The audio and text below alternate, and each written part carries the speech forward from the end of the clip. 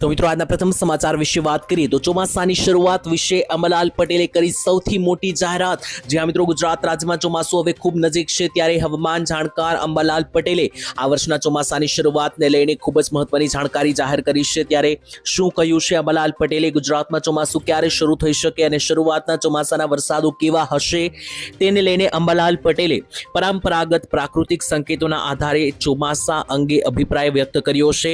તેમણે જણાવ્યું છે કે આ વર્ષે જે છે તે સામાન્ય રીતે ચોમાસાના આગમન પૂર્વે એટલે કે ચોમાસાની શરૂઆત થાય પહેલા જે રીતે પક્ષીઓના અવાજ જોવા મળતા હોય છે અને પક્ષીઓના અવાજની સાથે પક્ષીઓની જે હલચલ થતી હોય છે, આકાશમાં કેટલીક કુદરતી ગતિવિધિઓ જોવા મળતી હોય છે, તો એને આધારે અંબાલાલ પટેલે તારણ કાઢ્યું છે અને હવે એમણે સ્પષ્ટ સંકેતો મોટા જે છે તે આ વખતે કહી દીધા છે કે આ વખતે પક્ષીઓએ પણ કોઈ સ્પષ્ટ સંકેતો હજુ આપ્યા નથી અને અવકાશની અંદર પણ અત્યારે હાલ કોઈ કુદરતી ગતિવિધિઓ જોવા નથી મળી રહી। એનો મતલબ એવો થઈ ગયો કે જેને કારણે રાજ્યમાં ચોમાસું મુખ્ય એન્ટ્રી માટે હજુ થોડો સમય લાગી શકે, એટલે કે ગુજરાતમાં ચોમાસું હજુ આસપાસ પણ નથી। અંબાલાલની આગાહી અનુસાર ગુજરાતમાં ચોમાસું જે છે તે હજુ શરૂ થવાને ઘણી વાર લાગી શકે, હજુ થોડો સમય લાગી શકે।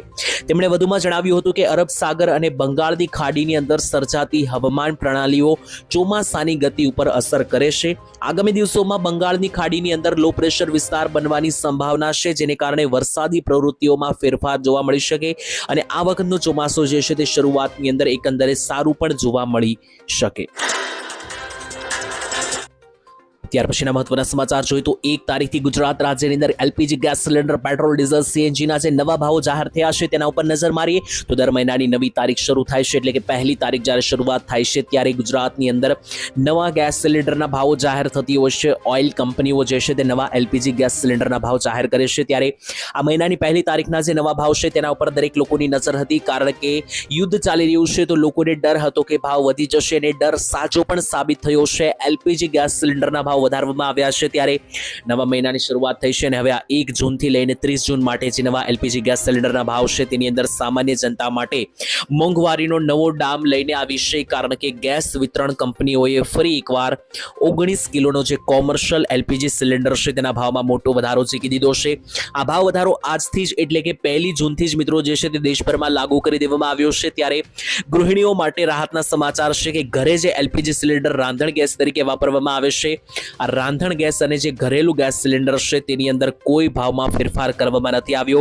જે ગેસ સિલિન્ડરના ભાવ વધારવામાં આવ્યા છે 19 કિલોનો કોમર્શિયલ એલપીજી સિલિન્ડર છે કે જે હોટલોમાં, રેસ્ટોરન્ટ અને બહાર મિત્રો વાપરવામાં આવે છે।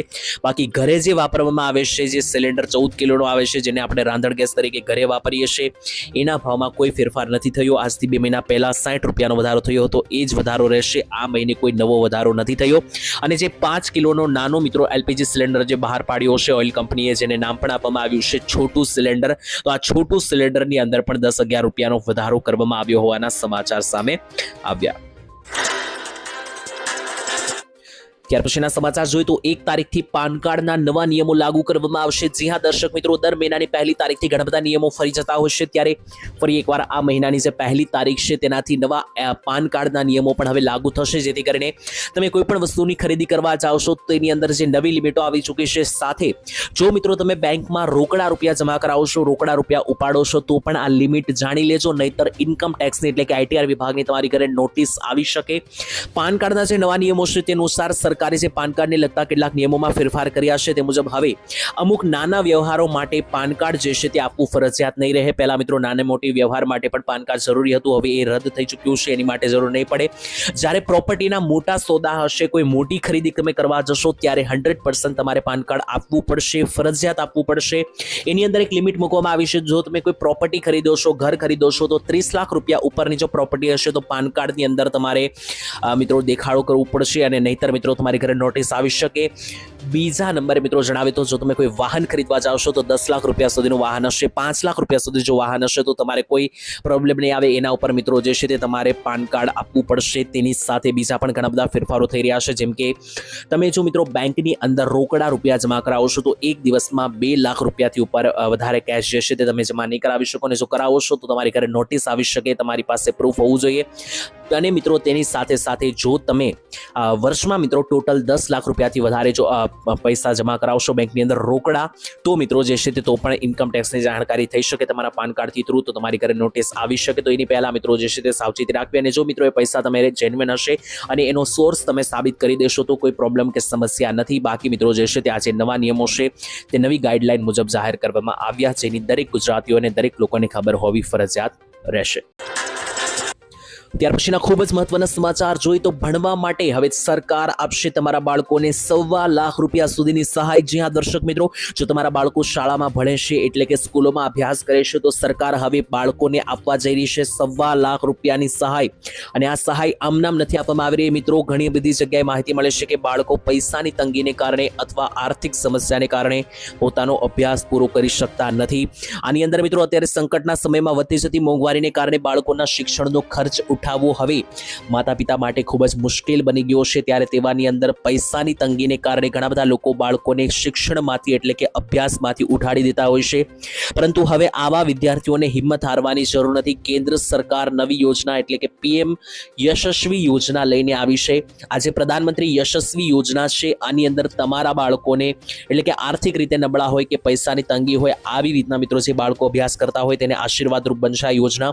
આ શિષ્યવૃત્તિ જે છે તે આ સહાય જે છે તે ખાસ કરીને EBC, DNT અને OBC કેટેગરીના વિદ્યાર્થીઓ માટે શરૂ કરવામાં આવી છે. અને આ યોજનાનો લાભ લેવા માટે સરકારે કેટલીક શરતો પણ નક્કી કરી છે, જે શરતો મિત્રો તમારે સ્વીકારવાની રહેશે. નીચે મુજબ શરતો છે, જેમાં પહેલી તો વિદ્યાર્થીની વાર્ષિક આવક એટલે કે જે વિદ્યાર્થી છે તેના જે ઘરે રહેતો હોય તે પરિવારની જે વર્ષની આવક છે ₹2.5 લાખથી ઓછી ફરજિયાત હોવી જોઈએ.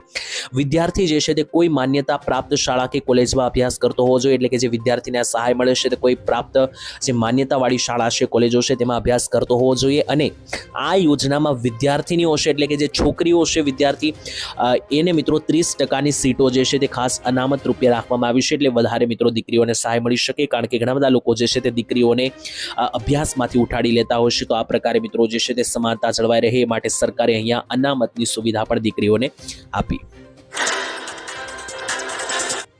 આજે મિત્રો પ્રધાનમંત્રી યશસ્વી સહાય યોજના છે તેની અંદર રૂપિયાની સહાય કયા કયા ધોરણ પ્રમાણે કેટલા રૂપિયાની મળશે એ પણ તમને સમજાવી દઉં. તો આજે મિત્રો શિષ્યવૃત્તિ યોજના છે, ભણવા માટે જે સરકાર પૈસા આપી રહી છે. આની અંદર આ યોજનાનો લાભ મિત્રો ધોરણ 9 થી 12 અભ્યાસ કરતા શાળાના વિદ્યાર્થીઓને આપવામાં આવે છે. જેમાં મળતી જે રકમ છે તેના વિશે માહિતી આપું તો ધોરણ 9 અને 10 જો કોઈ તમારા ઘરેથી બાળક ભણતું હોય, વિદ્યાર્થી ભણતો હોય, તો એને સરકાર દર વર્ષે વધુમાં વધુ ₹75,000 સુધીની સહાય આપશે. તો ફી ભરવા માટે ભણવા માટે સરકાર ₹75,000 સુધીની સહાય ધોરણ 9 અને 10ના બાળકોને આપશે. ધોરણ 11 અને 12ની અંદર જો મિત્રો કોઈ અભ્યાસ કરતો હોય વિદ્યાર્થી, તો આ પરિસ્થિતિમાં સરકાર જે છે તે ₹1.25 લાખ એટલે કે ₹1,25,000 સુધીની મહત્તમ શિષ્યવૃત્તિ સ્વરૂપે મિત્રો આ પ્રધાનમંત્રી યશસ્વી યોજનામાં સહાય આપશે.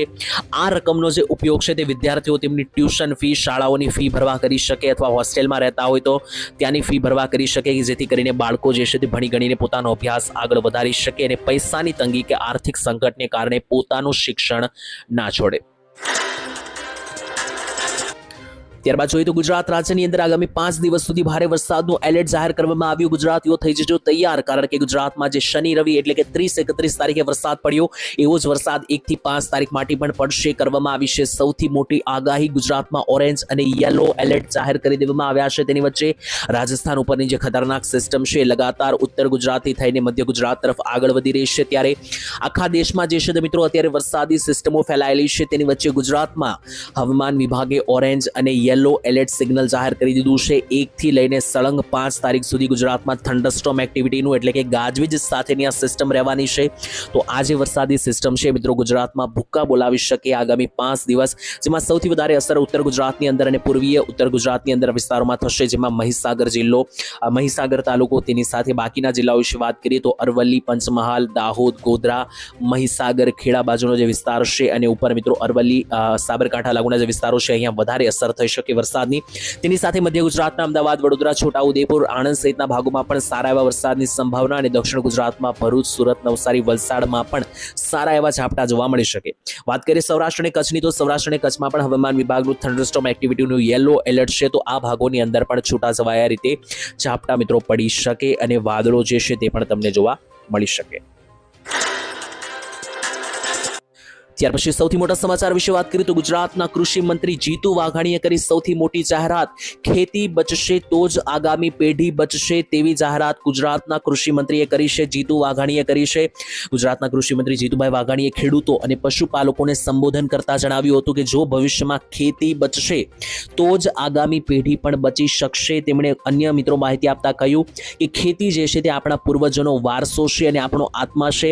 જો આપણે આપણી ખેતીને જમીનને નહીં બચાવીએ તો આવતીકાલે માનવ જાત પણ નહીં બચે. આ અભિયાન માત્ર સરકારનો કાર્યક્રમ નથી પરંતુ આપણી ભવિષ્યની પેઢીને સુરક્ષિત કરવાનો ભગીરથ પ્રયાસ છે. કારણ કે ખેડૂતો જે છે તે ખાસ કરીને અત્યારે ખેતી બંધ કરી રહ્યા છે. કારણ કે ખેતી કરવી અત્યારે મોંઘી પડી રહી છે. મોંઘા ભાવના બિયારણ દબાવો અને ત્યાર પછી નુકસાની જાય છે. ખેડૂતોને યોગ્ય ભાવ નથી મળતા. ત્યારે ખેડૂતો જે ખેતી ઓછી કરી રહ્યા છે તેના ઉપર માહિતી અહીંયા આપવામાં આવી છે. કૃષિ મંત્રીએ ચિંતા વ્યક્ત કરતા જણાવ્યું છે કે ડીએપી ખાતર, યુરિયા જેવા રાસાયણિક ખાતરો તેમજ જંતુનાશક દવાઓને આધારે જે ઉપયોગ કરવામાં આવે છે આને કારણે જે છે તે જમીનની ફળદ્રુપતા નાશ પામી રહી છે. જમીનનું નુકસાન થઈ રહ્યું છે. કારણ કે ડીએપી ખાતર, યુરિયા જેવા ખાતરો વાપરવામાં આવે છે જેને કારણે નિર્દોષ બાળકો ગંભીર રોગોનો ભોગ પણ બને છે. એટલે કે આજે પાક પાકે છે દવાઓવાળા અને જંતુનાશક દવાઓવાળા, તેના કારણે બાળકોમાં ગંભીર રોગો પણ બને છે. આજે કેન્સર જેવા અસાધ્ય રોગો જે છે તે મિત્રો વધી રહ્યા છે જેનું મુખ્ય કારણ આપણી દૂષિત ખાણીપીણી છે. સાથે 50 વર્ષ પહેલા આપણા વડીલોને કોઈ રોગ નહોતા, જ્યારે આજે નાની ઉંમરે જ લોકોને બ્લડ પ્રેશર, એટલે કે બીપી, શુગર અને કિડનીની બીમારીઓ થઈ રહી છે તેવું પણ કૃષિ મંત્રીએ જણાવ્યું. તો મિત્રો કૃષિ મંત્રીની ખેડૂતો માટેની જે અહીંયા સૂચના છે તેના વિશે તમે સહેમતી ધરાવો છો કે નહીં, કોમેન્ટમાં લખીને જણાવી આપજો.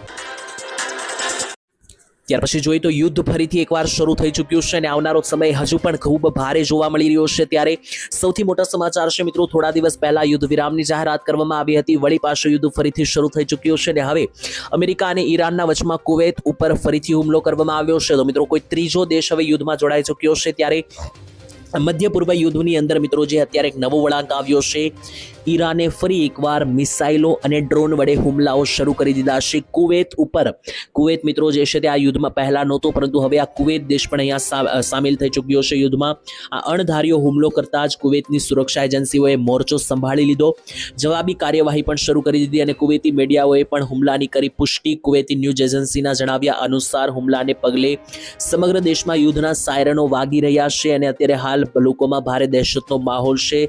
લોકો સુરક્ષિત સ્થળો ઉપર દોડી રહ્યા છે. ત્યારે ફરી એકવાર મિત્રો યુદ્ધમાં જે છે તે એક નવો વળાંક આવ્યો છે અને આ યુદ્ધ જે છે તે હવે સરળતાથી પૂર્ણ થાય તેવું લાગી રહ્યું નથી. કારણ કે અંદાજિત 4 મહિના જેટલો સમયગાળો હવે થવા આવ્યો છે. તેની વચ્ચે હજુ પણ યુદ્ધ જે છે તે મિત્રો પૂરેપૂરી જોશે આગળ વધી રહ્યું છે. ત્યારે આની અસર 100% મિત્રો ગુજરાતની અંદર અને ભારત સુધી પણ થઈ શકે. કારણ કે આ માત્ર કોઈ બે દેશનું યુદ્ધ નથી, આ મિત્રો વૈશ્વિક ઇકોનોમીને સંકટ પહોંચાડી શકે. કારણ કે આ યુદ્ધને કારણે મિત્રો વ્યવહારો ઉટકી ચૂક્યા છે. ઉદ્યોગો અને ખાસ કરીને મિત્રો જે ઇમ્પોર્ટ એક્સપોર્ટ છે તેને માઠી નુકસાની ગઈ છે, એક પ્રકારે અટકી ગયા છે. તેને કારણે વિવિધ ધંધાઓની અંદર અને ઉદ્યોગોની અંદર પણ મિત્રો ભારત અને ગુજરાતની અંદર પણ તેની અસરો જોવા મળી રહી છે અને મેઇન વાત કે મોંઘવારી પણ અત્યારે આસમાને પહોંચી રહી છે.